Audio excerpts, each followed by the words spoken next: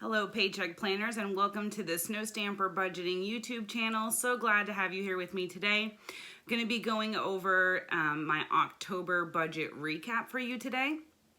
So I hope you will follow along.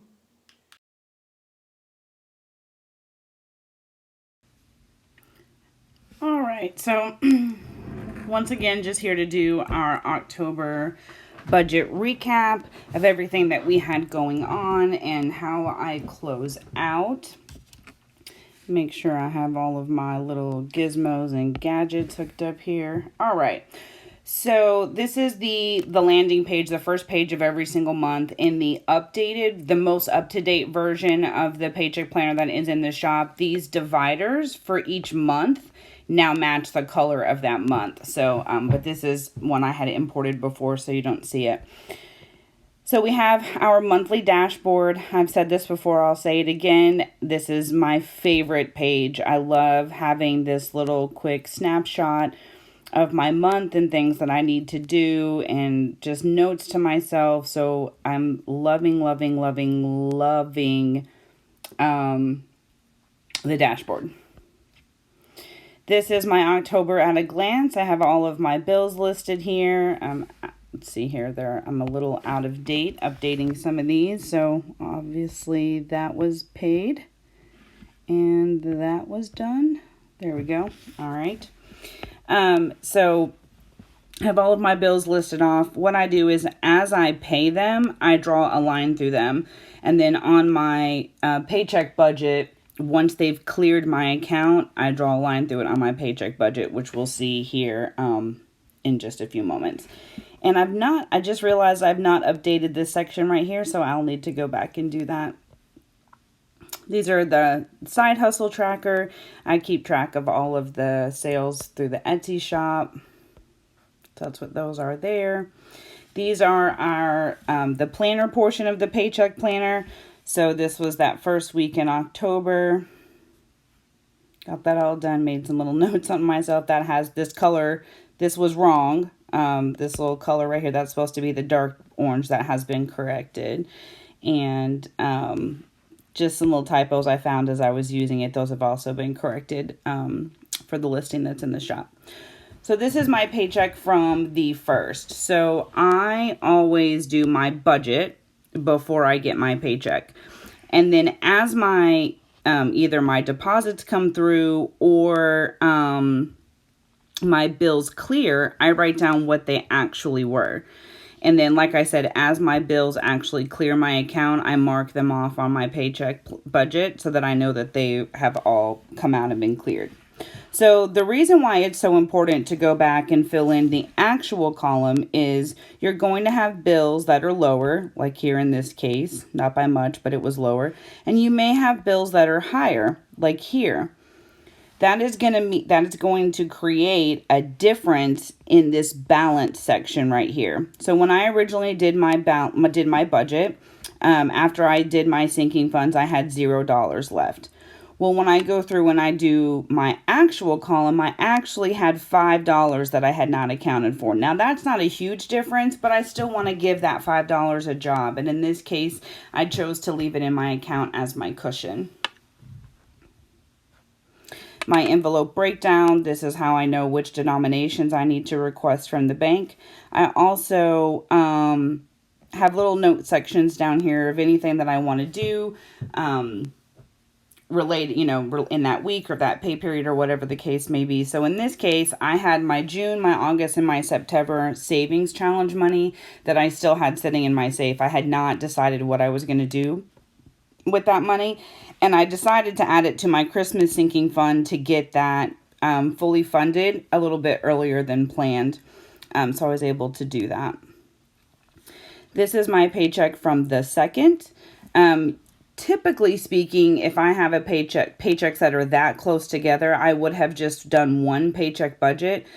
But I had a lot of things going on and I had some additional income I was tracking. So I decided to separate the two. So again, before I got my paycheck on the 1st, I filled out this budgeted column right here. And as everything came through, I filled out the actual. For me, if it's in red, it's more than I anticipated, and if it's in blue, it's less than I anticipated. If it's in black, then it's exactly what I budgeted for. There was no change. So when I originally went through and did my budget, I had, I see some typos here. I inverted these. I'll have to fix this little section here. The total should be the 118 and the balance should be 0. So I'll fix that. But when I originally went through here, after I paid all of my bills, my variable spending and my sinking funds, when I budgeted, I had $818 left over that I needed to assign. And in this case, I had planned on sending it all to my 4-wall savings. When I actually, everything cleared and everything came to fruition, I actually had $697 that I sent to my 4 walls.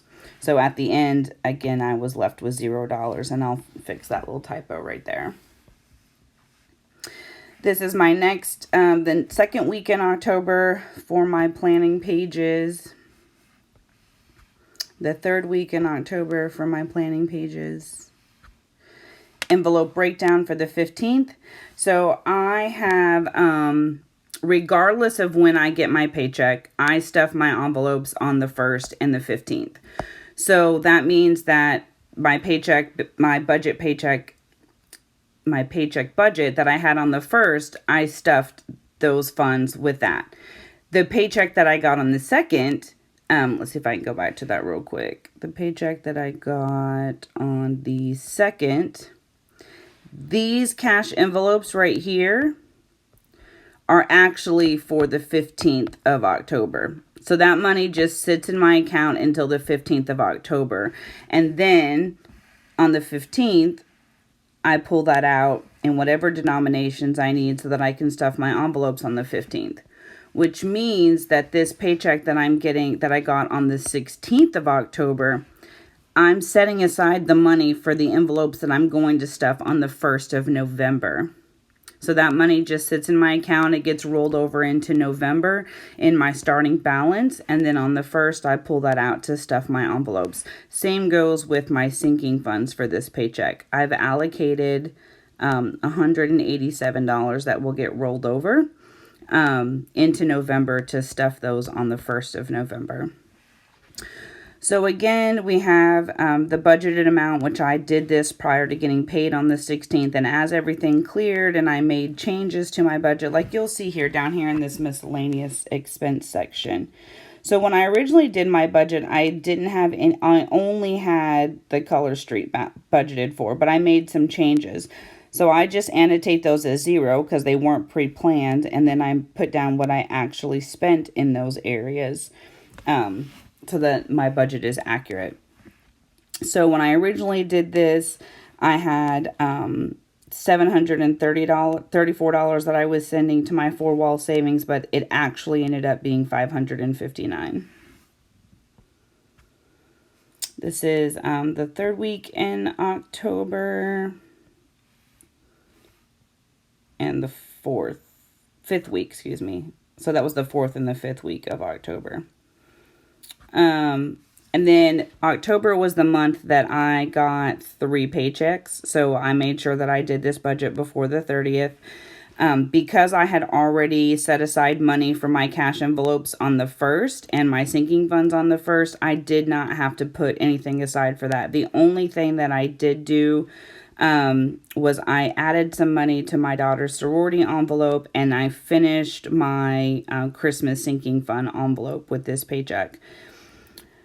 Had a few miscellaneous expenses that I covered, and then the big expense that came out of this paycheck was our unexpected trip to New York. Very thankfully, because of this third paycheck, I did not have to go into my emergency fund for that trip.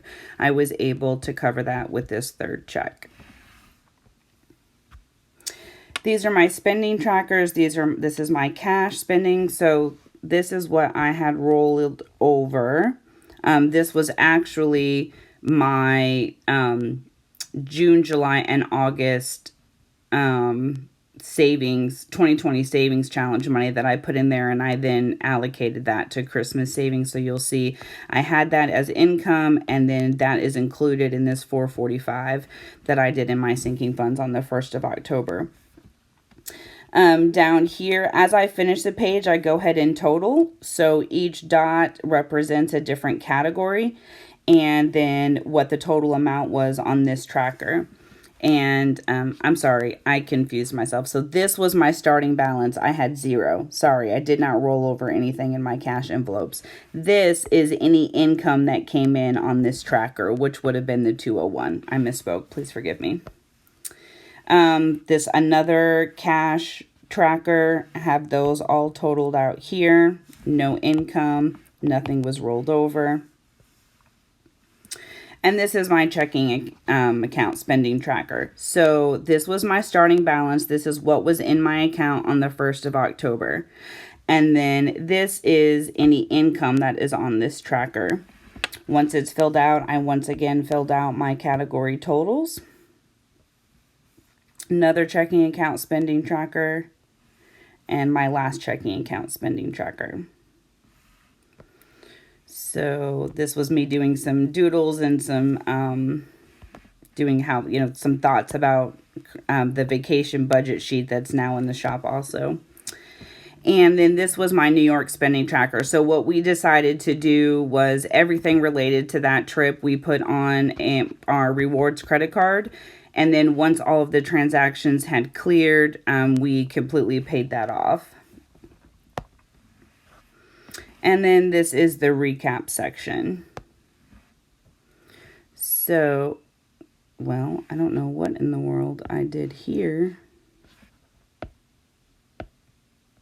Oh, I just wrote it twice somehow. I must have copied it somehow. Let's fix that. There we go. All right. So in October, I had a total income of $13,609.26. That is not earned income. Some of it is I did have 3 paychecks in the month, which would have increased that obviously compared to 2.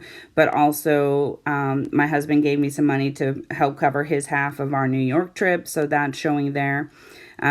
Compared to our September and my September income. So that was a difference of $4,000. So $2,600 of that is that additional paycheck. And then the other part of that is the additional funds that my husband sent me to pay off that credit card.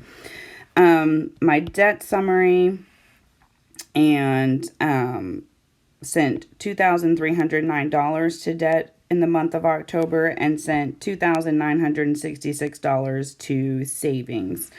So my emergency fund, which I set at $5,000, is fully funded, so I didn't send anything additional there, but I'm currently working on my 4-wall savings, so I sent $1,506 there for that. So 51% of what I saved went into my 4-wall saving, which is my current savings priority. $623 went to my 401k, $682 went to sinking funds, and $155 or 5% of what I saved was for challenges. So that's the $5 challenge I'm doing and the 2020 challenges that I'm participating in. This is the list version of the spending overview. So you write out all of your categories here. You write what you budgeted for, what you actually spent, what that difference was, and then what percent of your income was spent on that category.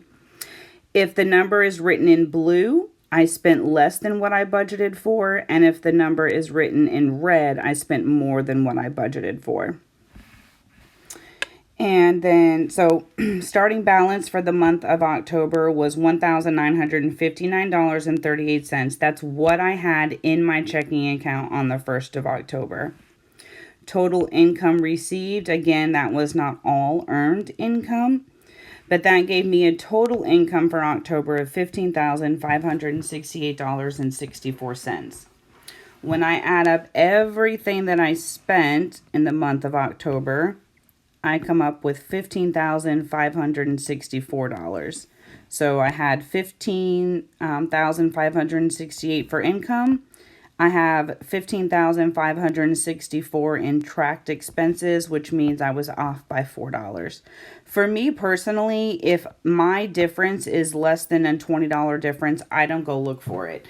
So I was very satisfied with 4. Now, this is the pictorial version of the October spending overview. Typically, I mean, you're welcome to fill out both, but typically speaking, you would choose which version you liked, the list version or the pictorial version, and you would fill out whichever one you wanted. I filled out both so that you can see the difference. So again, here, starting balance, total income received, so what our total income was for the month of October, what our total expenses were for October, and what that difference was. And then we have each of our categories: tithe and giving, debt, utilities, household or house maintenance, vehicle maintenance, medical, dental, savings, holidays and events, vacations, groceries, and that just keeps going on. But what you will see here is that each of these pictures and titles correspond, I'll show you here, with the paycheck budget. So we have tithing and giving, we have debt, we have utilities, we have household, vehicle, or medical expenses, we have savings, miscellaneous. So birthdays, all that. And then the groceries, dining out, beauty, all of those are going to be categories that you've filled out here in your variable expending. And then you have your sinking funds, birthdays, which are holidays and events. You have vacation. So those line up with the pictorial version here of the spending overview. And then last but not least, we have our net worth review. So you have assets, which is everything that you own, and you have liabilities, which is everything that you owe. So when you're talking about cars, so you would write what you owe for your loan, and then what that retail resale value is what you put in your asset column. And same thing for your home. So how much you owe on your mortgage versus what the value of your home is. And it doesn't, I'm not saying go out and get an appraisal. I just go to Zillow to find out what's listed. And then for my vehicles, I just go to Kelley Blue Book and see what that trade-in value is. Now, these numbers probably look pretty low. That is because my husband and I, our checking accounts are separate. Our bills are separate. Our mortgage is the one thing that we have co-ownership of. So I do 50%. So the home value is actually 270 something. But I do half because that's what I own, is half the home. And then the mortgage, I do half of the mortgage because that's the half that I'm responsible for. So that's how I do that. So I did have some huge changes in October. I had a 2019 Volkswagen Beetle and I had a 2016 Honda CRV that I had loans for. I decided to trade both of those in and pay off those loans, and I got a 2021 Kia Telluride. The Beetle was my car and the CRV was our family car, so that we didn't have to take two vehicles when we went somewhere. But with just the two younger boys at home, the CRV was fine. But with the Telluride, if my daughter comes home from college or if my older son comes home to visit, now there's enough room for all of us. And by trading in those two loans and just having one loan, I'm actually saving money every month. So that's why you'd see a negative change in my net worth, is because I did kind of have that shuffling happen this month. So that is my full October recap of my budget. And thank you for watching so much. If you enjoyed this, please give it a thumbs up and hit that subscribe button if you would like to see when I have other videos posted. Here very soon, I will also be posting my November budget overview maybe even today, possibly tomorrow, just so I can get caught up. And then the plan is to do I have a budget overview and a budget recap, a little bit more spread out, and then anything else that I feel I need to hop on and share. If there's any content that you would like to see, feel free to leave me a comment, and I'll see what I can do. So thank you so much for watching, and until we speak again, happy budgeting.